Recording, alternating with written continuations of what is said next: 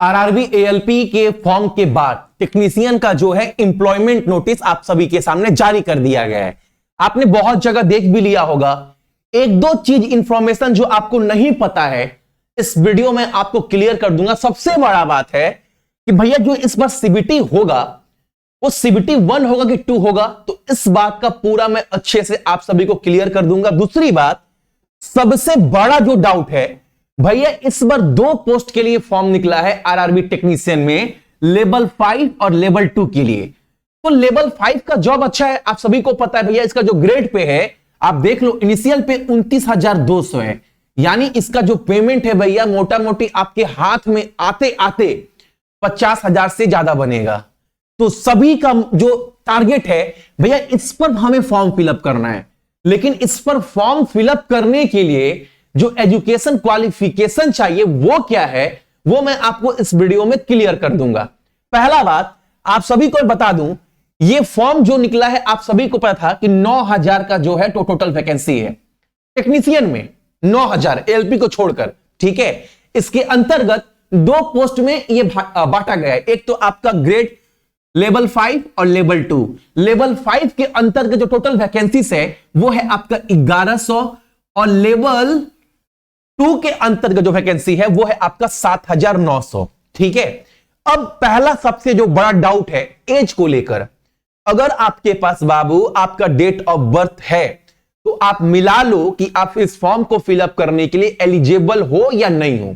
अगर आपका उम्र, अगर लेवल 5 के लिए आप फॉर्म फिलअप करना चाहते हैं, अगर आपका उम्र 18 से 36 साल के अंदर है तो आप फॉर्म फिलअप कर सकते हो। तो डेट ऑफ बर्थ देखना कैसे, आप अपना डेट ऑफ बर्थ निकालो, जो भी जन्म तिथि है 1 जुलाई 2024 तक, अगर आपका जब भी जन्म हुआ होगा इस तारीख तक, अगर आपका उम्र 18 से 33 साल के अंदर है तो आप ये फॉर्म फिलअप कर सकते हो, ठीक है। अगर आप लेवल 2 के लिए फॉर्म फिलअप करना चाहते हैं तो 18 से 33 साल, तो देख लीजिए 1 जुलाई 2024 तक आपके जन्म तिथि से अगर 18 से 33 के अंतर्गत है तो लेवल 2 का भी फॉर्म फिलअप कर सकते हो। और एक बात, एक डाउट आपके माइंड में और आएगा, भैया दोनों का फॉर्म अलग अलग फिलअप करना है, क्योंकि ऐसे बहुत सारे बच्चे हैं जो दोनों के लिए ही एलिजिबल होंगे। तो आपको एक ही फॉर्म में जो है आपको दोनों के लिए अप्लाई करना है, ठीक है। ये मैं और आपको दिखाता हूं। दूसरी बात, इसमें सीबीटी 2 होगा कि नहीं होगा। अगर मैं आरआरबी का जो रियल नोटिफिकेशन निकला था एएलपी वाला अभी उससे मिलाऊं ना, तो आप सभी देखोगे ये एएलपी वाला नोटिफिकेशन है। एएलपी वाला जो अभी निकला था इसमें बोला गया था कि जो एप्लीकेशन फीस है वो आपको 500 भरने हैं, लेकिन इसमें एक चीज मेंशन किया गया था कि जो आपका पैसा रिफंड आएगा वो on appearing in first stage CBT 2, यानी जो आपका पैसा आ जाएगा 500 रुपए भरने के बाद, अगर आप सीबीटी 1 का पहला स्टेज अगर एग्जाम देते हैं तो आपका पैसा रिटर्न आ जाएगा।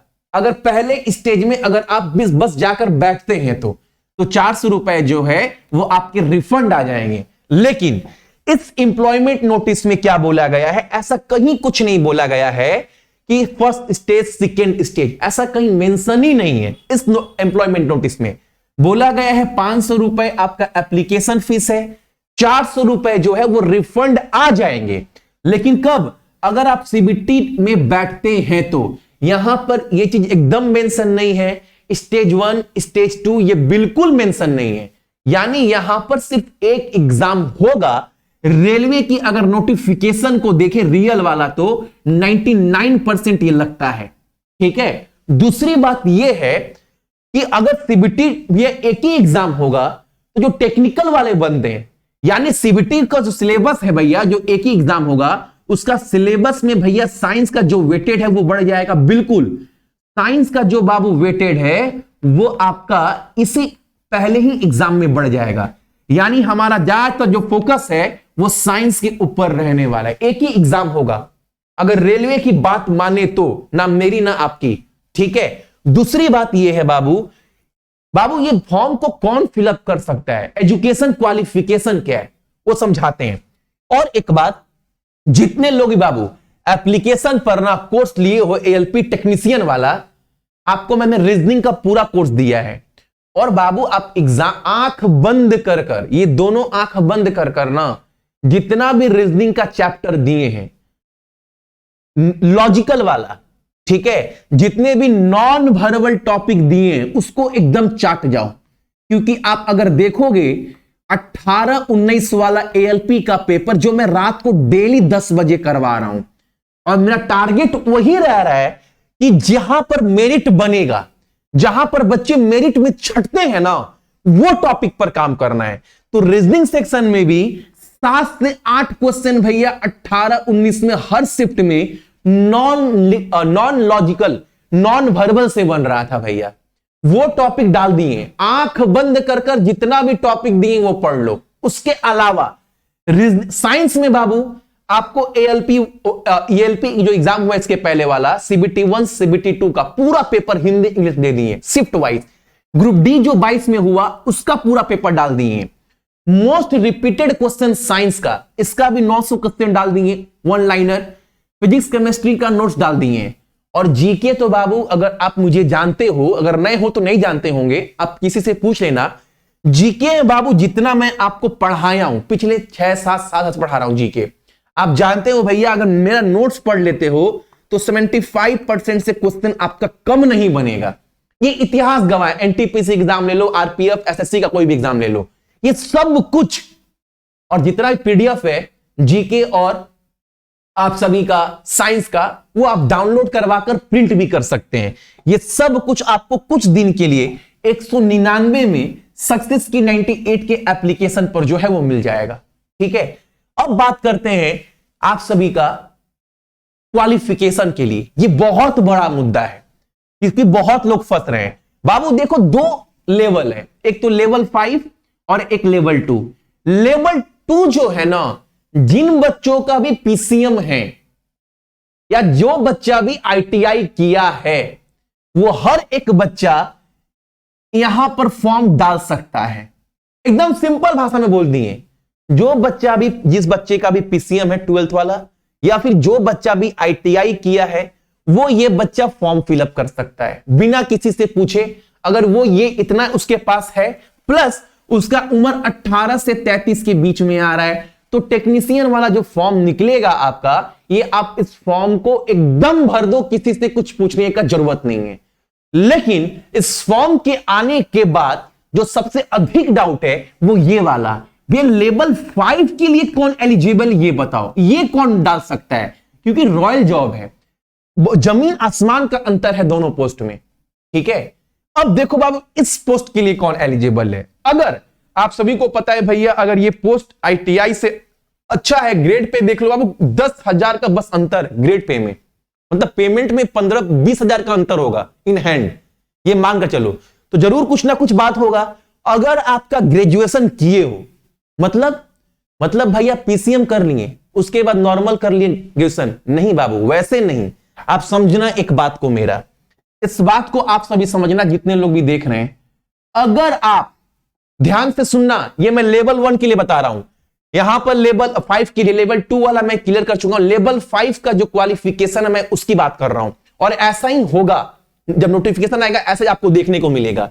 लेवल 5 में अगर आप ध्यान से सुनना मेरा एक एक बात, अगर आप बीएससी किए हैं फिजिक्स में, इलेक्ट्रॉनिक्स में, कंप्यूटर साइंस में, इंफॉर्मेशन एंड कम्युनिकेशन टेक्नोलॉजी में, या फिर इंस्ट्रूमेंटेशन में, इसमें अगर आपके पास डिग्री है, आपको पता है भैया ये ग्रेजुएशन वाला ही डिग्री है, ठीक है, लेकिन उसमें भी अगर ये किए हो तो आप फॉर्म फिलअप कर सकते हैं। अब एक बात और डाउट आपका क्लियर कर दे रहे हैं, ऐसे मार्केट में बहुत सारा बच्चा है ना, फिजिक्स केमिस्ट्री मैथ से 12th पढ़ने के बाद बीबीए कर लेता है, तो वो भी बोलेगा भैया हम भी एलिजिबल है। नहीं, आप एलिजिबल नहीं हो, इस बात को समझना। आप मान लो 10+2 पीसीएम किए, उसके बाद आप बीबीए कर लिए, जो बीबीए हो गया बाबू, ये पूरा अलग हो गया, वो एक मैनेजमेंट डिग्री हो गया, बीबीए एमबीए, तो वो बच्चे इस फॉर्म को फिलअप नहीं कर सकते। दूसरी बात,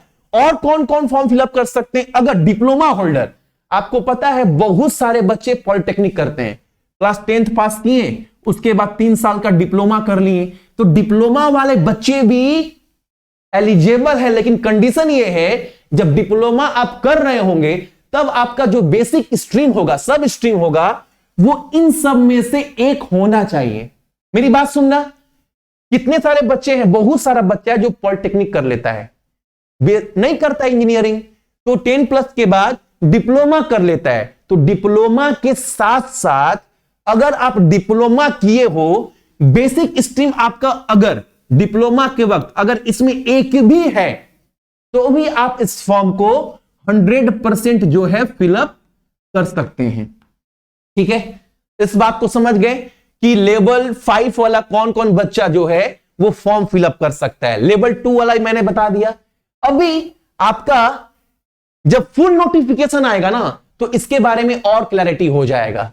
हालांकि बाबू आपके लिए रीजनिंग जो है, अभी मैं आपको मैथ, तो भी मैं आपको 7-8 वीडियो दिया हूं मैथ का, लगातार रीजनिंग करवा रहा हूं। और रीजनिंग अगर करवा रहा हूं तो ये जिम्मेवारी मेरा बनता है बाबू, एग्जाम के बाद ना, जितने मेरा टारगेट अभी 5-6 दिन में मैं आपको दिखेगा, मैं आपको दिखाऊंगा, बच्चों का नंबर, बच्चों का ईमेल आईडी सब मेरे पास है। जितने बच्चे भी रीजनिंग मेरे से पढ़ रहे हैं, मैथ के ऊपर भी 10 दिन नहीं, 4-5 दिन के बाद मैथ का भी वीडियो आपको रेगुलर देखने को मिलेगा।